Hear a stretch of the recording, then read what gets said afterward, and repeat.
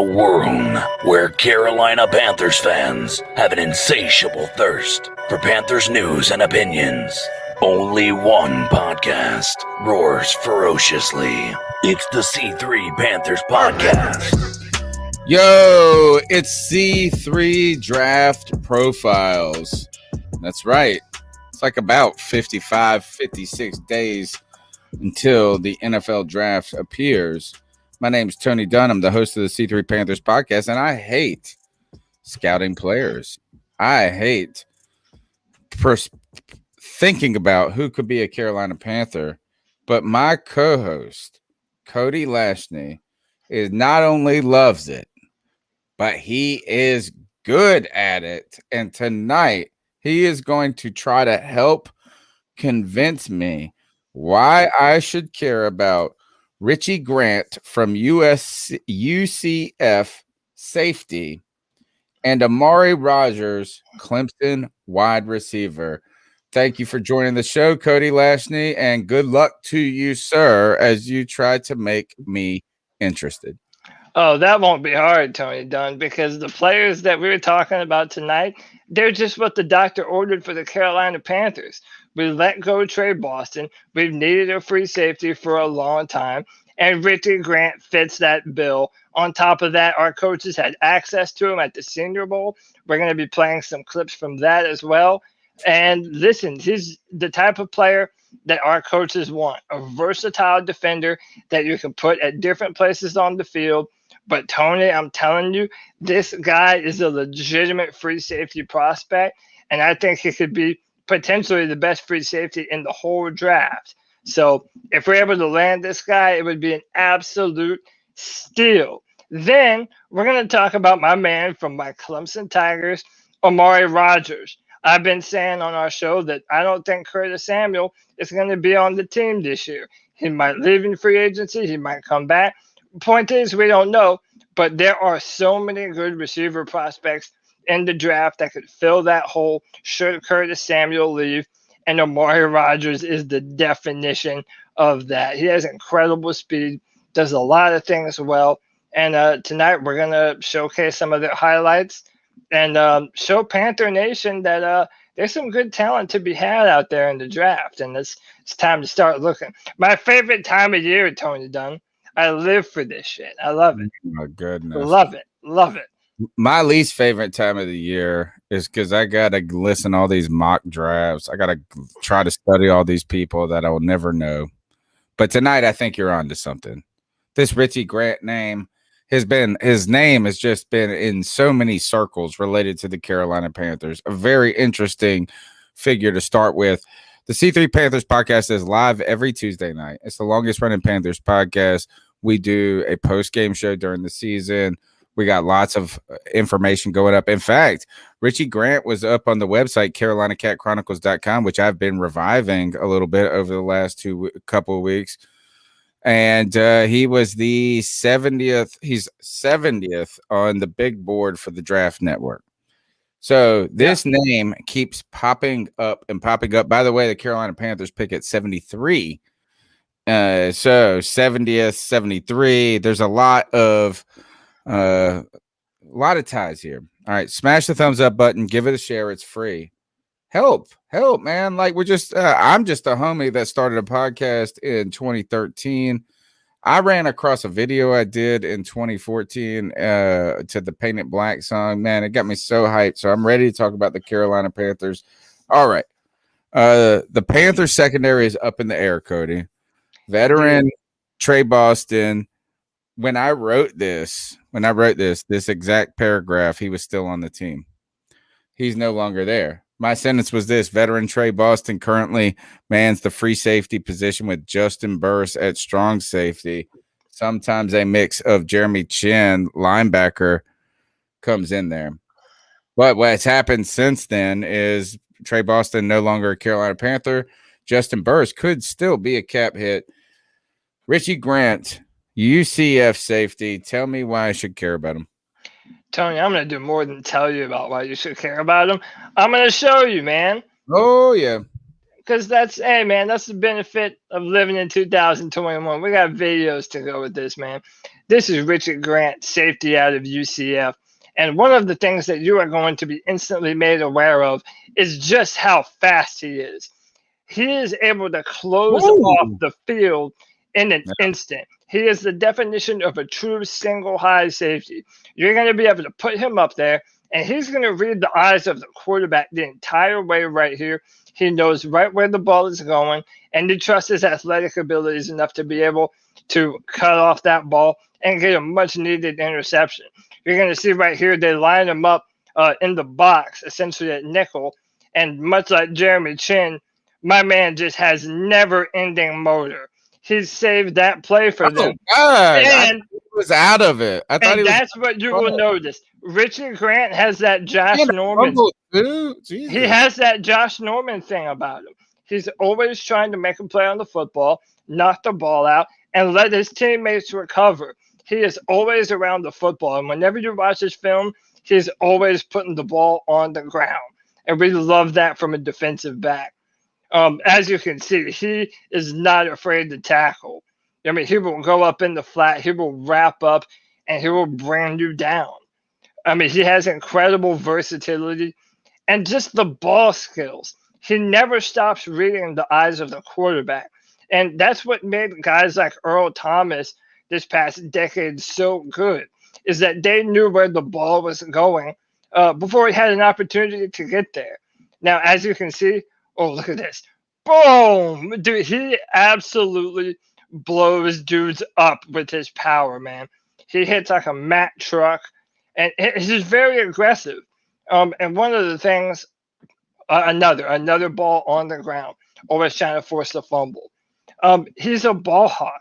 I mean, he's the kind of guy that is always trying to knock the ball out and trying to make a play on the football in the air because of his intelligence.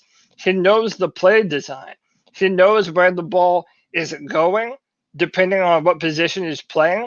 They've even played him at cornerback a few times. I mean, my man really has position versatility. And Tony, you know better than anyone, that's what Matt Rule covets. That's what they're looking for in our defense right now. He likes to use the term multiple when he describes people like Jeremy Chin or even Christian McCaffrey, right? Not a one-note player. And as I watch this right here, I just I will not know many of these names that you bring up, but I have seen this one recently in the circles I roll with. Yeah. And partly because there was some good feedback from the Carolina Panthers from the Senior Bowl when it comes to Richie Grant, in that you brought up that he plays more than just the safety position. Or should I say, you almost describing, I'm asking what position were you describing? You said he levels these hits. He can blitz. You talked about the speed and sort of the range, right? Yes. That closing speed. And then you talk about these ball skills. So when I hear those, that description, I think strong safety, blitzing, free safety, closing speed. And then I hear other rumors. You mentioned, well, not rumors, but you said it. He has some coverage skills. And that was what I heard stood out at the Pro Bowl. Is he just a safety? Is my question.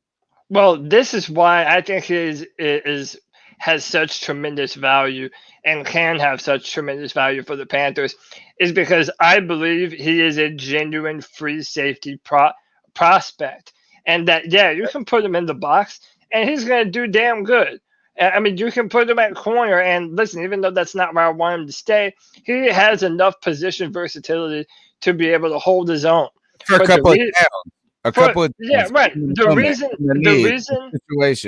The reason why Richie Grant is so special is because I genuinely believe he is a true single high free safety.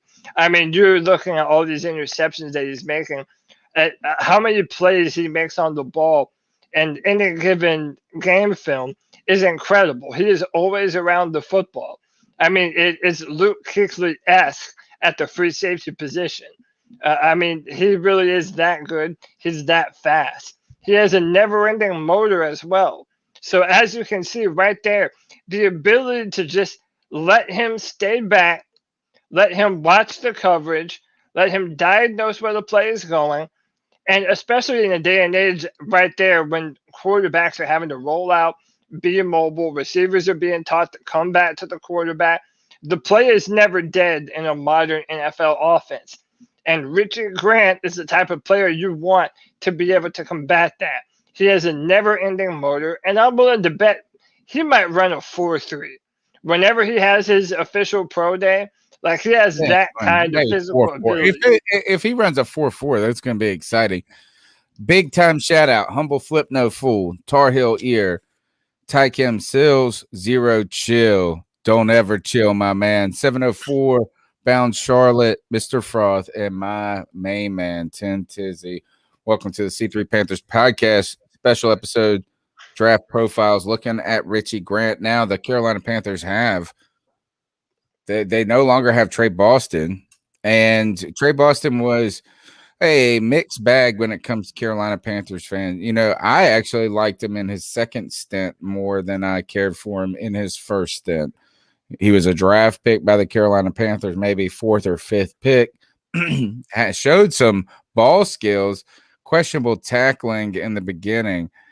But he was good, and even in his second iteration, after even a Pro Bowl trip with the San Diego Chargers, I tell you this is Trey Boston was great. It was a good player, but he wasn't a game-changing player. Well, can I show you specifically? It's funny that you go ahead. It's funny that you compare him because what's one of the biggest criticisms that we had with Trey Boston? Well, first it was his tackling. First and foremost. He got a lot better. But okay, so hold up, look. Okay, if you're yep, go ahead. So look, this is my mouse. This is my cursor. I want you all to pay attention to Richard Grant on 3rd and goal. Must have it. Look at what my man can do. Square you up, make the tackle, and drive you back into the dirt. His helmet off. My man wants smoke. Okay, my man is ready to go. He is not afraid to tackle. He's not afraid to get physical. And again, I'm such a fan of Eddie Jackson for the Bears. I feel like he always has the potential to cut off an entire half of the field. Whenever there's a player like that, it makes quarterbacks respect your defense even more. It feels and sounds a little more Tyrone Matthew-ish, right? Is that a little more? Who was Eric Reed's brother? That Eric Reed, of course. The other Reed. Right, but the one his younger in Houston, who's arguably Justin Reed, arguably had a just as good his career as Eric Reed. But my point being, while I am with 10 Tizzy, Boston was not bad. There's a difference between Boston, and I actually believe this 100 with Boston. Boston is a good player on a good defense. It's too much for him to be just on his own in a bad defense. So sometimes players become the good defense of Justin Reed, Tyrann Mathieu. This is a little more rangy, I would say he seems to be sounding what you've shown me, what you've told me, a little bit more of a rounded player than Trey Boston was coming out of college. Yeah, and I think he's more well-rounded and he's a little more aggressive. And frankly, I think he's a little more athletic too. What's the downfall to him? What's the downfall to Richie Grant? Tell me. Well, you're trying to sell me, but Tony don't care about these guys. So what should I be concerned about? Well, so anytime you have an aggressive player, it basically means that they can take bad angles to the football. This happens with Richie, but I don't notice it to happen too much. Again, most of the blown assignments that I've seen of him have come when he isn't playing free safety. So it is when he's in the box or, the offense implies or employ some RPOs and some jet sweeps whenever they mix up where the ball is going and try and use some misdirection. Which, by the way, I expect that to happen to players, especially that are aggressive like that. Teams try and game plan for that and make it a point to key in on that aggression. But I'm going to show you some Senior Bowl clips from him now, and I think that this is going to demonstrate why our coaching staff loves him so much, and is also going to key in on the versatility that he has to be able to play all over the field. Here, go ahead and share this, Tony, the screen. So right now we're going to look at some film from the Senior Bowl. This is him on the outside. Okay, he is in man coverage right here. This is Kadarius Toney from Florida, another top draft prospect. And look, as soon as Kadarius Toney hits the end cut to break inside on the post, man, my man is all over him and gets the interception and comes away with it. Like, that is top level stuff right there. Here, they're going to try and beat him coming back inside, and my man ain't having none of it.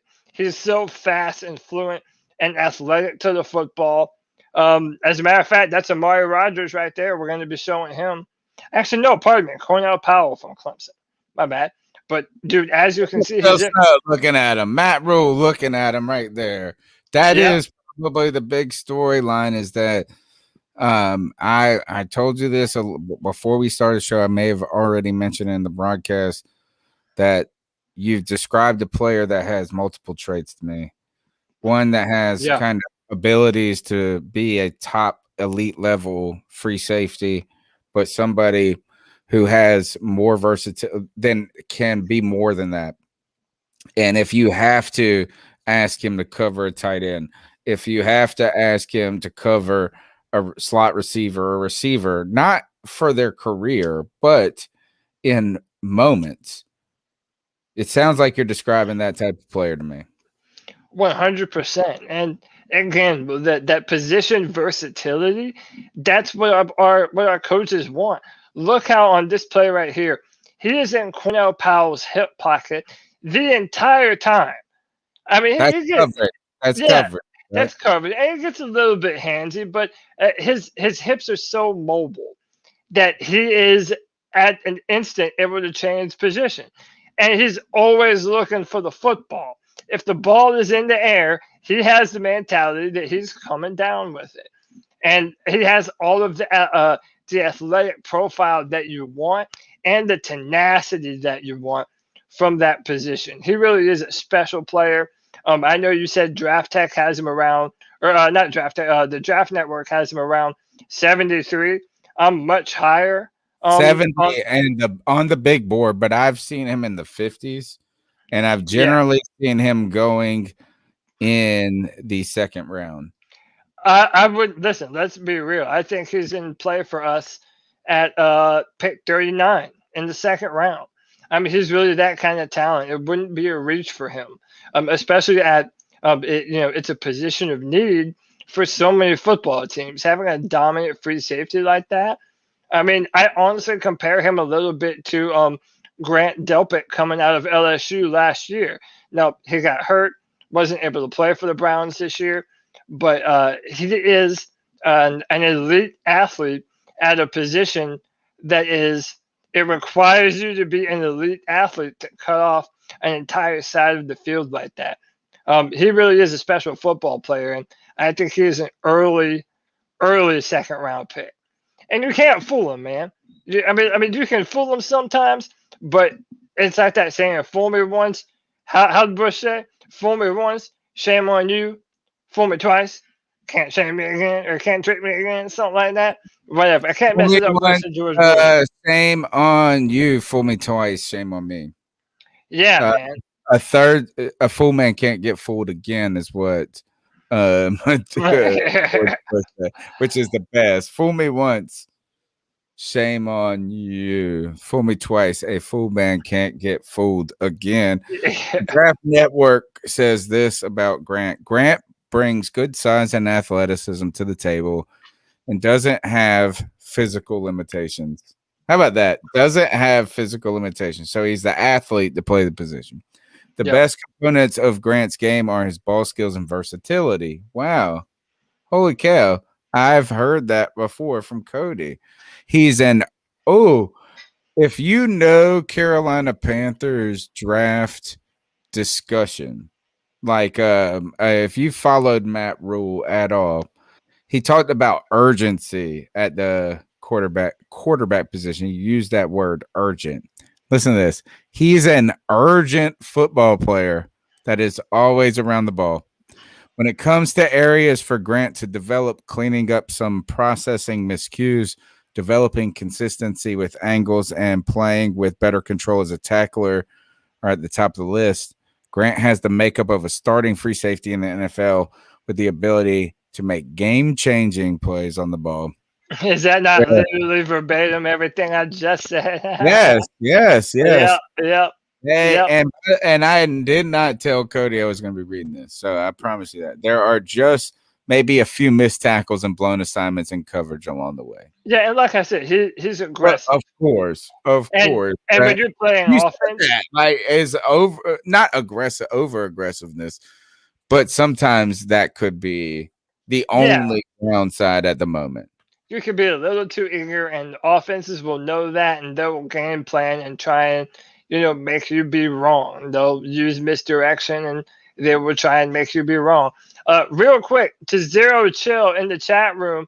Hey man, you can ask Tony. I switched it up at the last minute. I was gonna pick Zaven Collins tonight to talk about. So next time we do this, we're definitely going to be previewing some Zaven Collins, man. Trust me, I hear you. I think that dude's another Brian Urlacher, man. I hear you. We're definitely going to do a film breakdown on him. But for today, for sure. We definitely need a linebacker. But for today, let's continue on with our film review. And if you've noticed the theme that we're going with here, it's trying to fill positions that we expect to be vacant for the Panthers coming up here soon. Whether we like it or not, I mean, maybe I'm wrong, maybe I'm right, I don't know. I kind of think that Amari Rodgers, that Curtis Samuel isn't going to be here next year.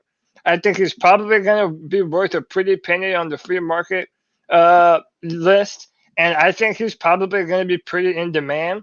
And knowing that we have to pay Taylor Moton and make some other free agency moves, I just don't know if we're spending money on a receiver right now, especially when we have to pay DJ Moore. So, as I've said on our podcast, I think receivers, especially now, are almost a dime a dozen. So, what I want to do is have us draft another dynamic burner in the form of my man from Clemson, Amari Rodgers. Let's show him, Tony. Go ahead and pop up this video. That this Clemson player, I should care about him. First, let's go through this. My man is an absolute burner. His separation comes at the top of his routes when he's able to fly. The man can make plays at the back of the end zone, and he has legit 4.3 speed. Him and Isaiah Simmons used to run races all the time at Clemson, and it would be even almost the entire time. His main route was Isaiah Simmons that fast? Oh yeah, Isaiah Simmons ran a 4.39 at the combine, and a 4.35 in training for the combine. But Amari Rodgers is going to live primarily from the slot, and his primary routes are corner routes, go routes, and post routes, because that's where he makes the bulk of his separation. Now, they'll also throw it to him in the flat, right here, get the ball in his hands, and let him make a play on his own. Sound familiar? Kind of like Curtis Samuel himself, no? Look at his ability to outrun linebackers, corners, and safeties up the sideline. I mean, the man has a legitimate speed. How tall? How big? 5'10". Weight? 195 pounds. And by the way, that's sturdy. That's sturdy. Huh? for that, I said that's sturdy for that size. You know what I'm saying? It's like Demir Yeah. Bird could run a 4.3. He was 5'9", but the problem was when he came out of college, he was like 165. Well, and So, like, today, that's a pro football frame. It sounds like. yeah, 100%. And by the way, today, he posted on his Twitter account, he did 24 reps on the bench at 220 pounds. That would put him in the 97th percentile on the bench press for wide receivers. Like the man is a legitimate physical freak. You'll see right now, Clemson, they would get the ball to him in the flat, let him go, make a play with the ball in his hand, make a player miss, boom, cutting up the sideline, we're into the end zone for a touchdown. I mean, he does this all the time.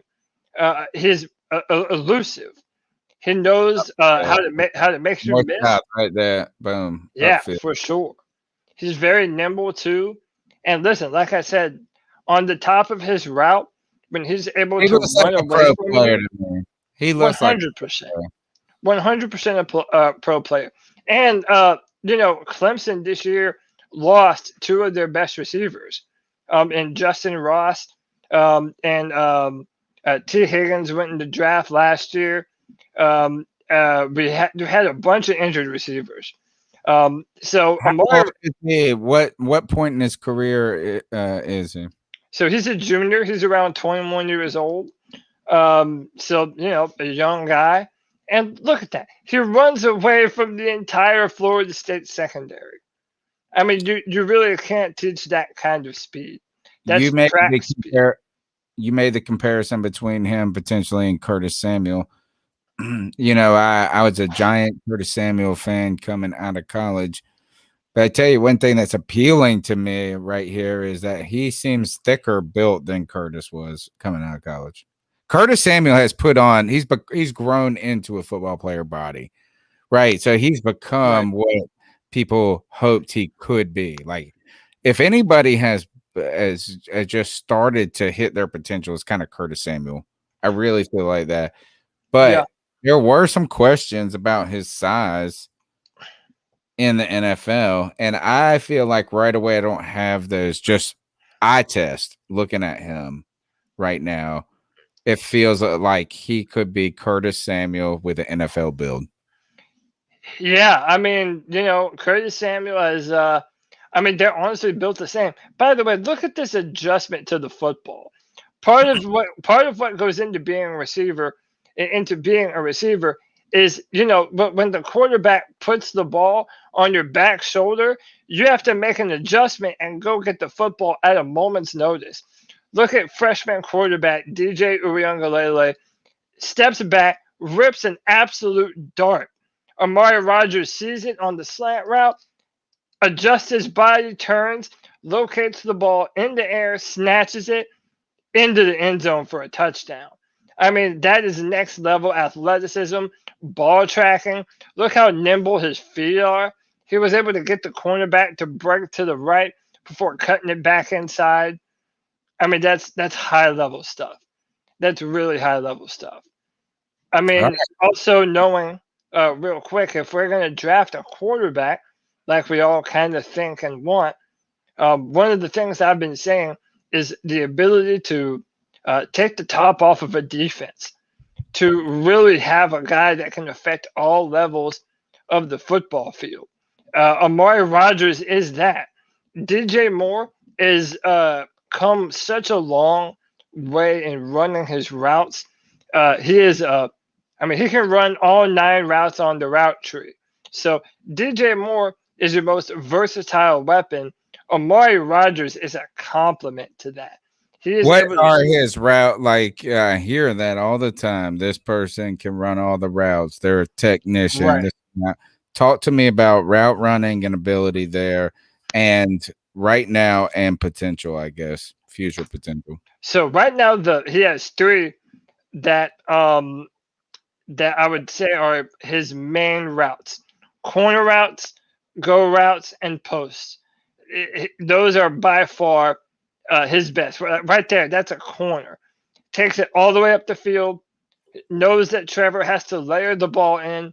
locates the football, and just makes a beautiful catch. He's also really good on slant routes and throws to the flat. That is where he excels. Now, my criticism is he's not a good separator on in routes. So on dig routes and in routes, out routes, those are where he probably needs to put some more time in. But it's also because Clemson didn't ask him to do a ton of that. So it wasn't really in his repertoire. But I mean, as you can see, down the field, he is by far one of the best players with the ball in the air down the field. Look at that. Locates the football, maintains balance, stays upright, runs into the end zone. I mean, that's beautiful Looks stuff. like he's got. I assume he's got good hands. It looks like it.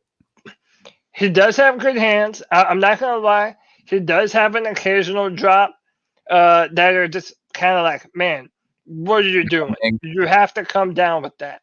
But then he'll follow it right back up with a spectacular play. And look right there. Look how he makes people miss. Just a simple little jet sweep concept. Right back to him. He has a bunch of defenders right in his face. He knows how to take the perfect angle, follow his blocks. I mean, my man is really built like a running back. I mean, that's why. Yeah, you but know, I'm telling you, and I have never seen this guy play. I've never paid attention to him ever until this live show, and it stood out to me that he doesn't look slight, even though he looks short. yeah, I mean, he is on the shorter side. Yeah, I mean, 5'10". yeah, it's definitely shorter side, but interesting. All right, tell me this is. We've talked about Richie Grant, Amari Rodgers. Where do you roughly see them going in the NFL draft? Not projecting them, but where are you thinking? Are these day 1, day 2, day 3 type guys? And that's it. What do you think about that? Yeah. So share this clip, and while I'm telling you my answer, we can be showing some of his Senior Bowl stuff, and you can see some of the reps that he won, some that he lost. But again, he really shows that he's working on a lot of those things that he does need to get better on, and trying to be a legitimate NFL receiver. As far as his stock, I would say that Richie Grant and Amari Rodgers are probably early second to mid second round picks. I would value both of them. Well, I would value Richie Grant a little bit higher earlier in the second round. But then you never know, man. So another thing, Amari Rodgers is very similar to Jalen Reagor coming out of TCU last year, and he went in the first round to Philadelphia. So you just don't know how a lot of these players are going to be evaluated. But again, if you look at what Tyreek Hill does in the NFL, guys like Marquise, He's not that fast, though, is he? I mean, maybe no one is that fast, Right? But I mean, dude, he is Same conversation. top 90 percentile. Wow. I'm willing to bet my man at top speed can probably run a 4.3. That's a big deal. He's a burner. He really is a burner. So I think, knowing that there was some drops on his film, he'll probably slip into the later second round, maybe the mid to late second. So again, this is another guy that's in consideration for us because, especially if we draft a quarterback, yeah, we do have Robbie Anderson and we do have DJ Moore. But man, I'm telling you, we're not going to have Robbie Anderson, but for what, another year or two? No, 1 year is all. And to be honest, is that you have an option. Push comes to shove to save a little money by, like, you could move on Robbie Anderson right now, contractually. Sure, it makes more sense. Even though I don't think you should. Like, I think he's paid well, but he's also produced well. So I don't think it's necessary, but you could. Yeah. And, knowing that we're probably And we don't have anybody after that. Think about No. this. The wide receiver room now consists of DJ Moore, who is on the probably going into he was drafted in what, 2017? 2017, 18, 19, or was he Yeah. 2018? No, Samuel was drafted in 2017 with Christian McCaffrey. So then DJ Moore was 18. Yeah. 18, 19, 20. All right. So you got a little life on a first round pick in DJ Moore. You can do the 5th round option on him. But there's not much behind DJ Moore at this moment. Robbie Anderson, yes, on the final year of his deal. Yeah. But Curtis Samuel likely gone, and that's it. Like, that's a barren room. At some point, you're going to have to start adding to it. And where that addition is, 2nd, 3rd, 4th round, I don't know. But it has to happen. It does have to happen. And again, knowing that, we're hoping that we have a brand new quarterback that can chuck it deep. Who knows if if we're not trading for Deshaun, that means we definitely have Christian McCaffrey. Got, Teddy. Matt, throwing well, hey, listen, that's a nightmare scenario for us. But I mean, listen, if you look at Curtis Samuel at almost 1,000 yards this year, just in Joe Brady's offense, you need. I promise you that Amari Rodgers is going to be able to do the same kind of thing. I mean, he really is good on those after the catch player. If you got a guy that can't, and I don't, the man I cannot name his name, who I love so much. I was watching these old highlights from 2014, bro. Cam was just awesome. He's just so great. But one of the things that we looked at when we went through that big receiver stage, and you heard zero separation, it required the quarterback to be so precise. Like, it gave him no room for error. He had to blister stuff in. So if you don't have a quarterback who has the arm to be able to do that, you got to have players on the other side, or the guys that he's throwing to, that can create space, that can create opportunities. And look at this little shuffle step right here. Watch the feet of Amari Rodgers. Okay, this man is nimble. He's able to get up right on him, stop his feet, shift right the other way, start looking at the quarterback, boom. I mean, right in front of him. I mean, that's perfect. I mean, no matter what quarterback you have on your football team, if it's Teddy Bridgewater or let us pray that it's Trey Lance or Zach Wilson or Justin Fields, one of them. Amari Rodgers is an asset that you want to have on your football team. And especially if we can really get this deep passing game going, like we were able to do when Cam Newton was in his prime, I'm telling you, man, we can have one of the most lethal receiving corps in the NFL. All right. You heard it. It's the C3 Draft Profiles with Tony Dunn and Cody Lashney. Cody, you are working hard on all of this effort to try to find all these players. Where do you talk about them where I might become interested in them? Yeah, man. Look up my content on drafttech.com. I'm writing the #1 pick in the draft this year. I've been given that pick. I'm also the analyst for the Carolina Panthers, for the Houston Texans. I do a full write-up for the 1st and 2nd round pick. Check out my content. And for this Tuesday night, I'm going to try and have my top 50 big board. And I'm not going to try it. I'm just going to do it. I'm going to have my top 50 players, and I'm going to present that this Tuesday night. You can expect some hot takes. Chris Sims isn't the only one that can make some hot takes on some players. And boy, do I have them this year. And we're already going to be starting to think about the players that we're going to be profiling next C3 Film Room. So yeah. All right, we're going to keep bringing this to you. We're going to try to churn out as many of these as possible, get a feel for it. My name is Tony Dunn. You can follow me on Twitter at @cat_chronicles. I'm the guy that doesn't care about this, and Cody's job is to try to convince me that I should. He did a pretty good job tonight. Richie Grant, playmaker, versatile player. NFL size and speed, and the versatility and the coverage skills, the ability to tackle, get in the box, cover, ball hawking. I like that. A lot of check marks there. So, yes, did a pretty good job on that one on your first player, Cody. Second player, Amari Rodgers. Wow.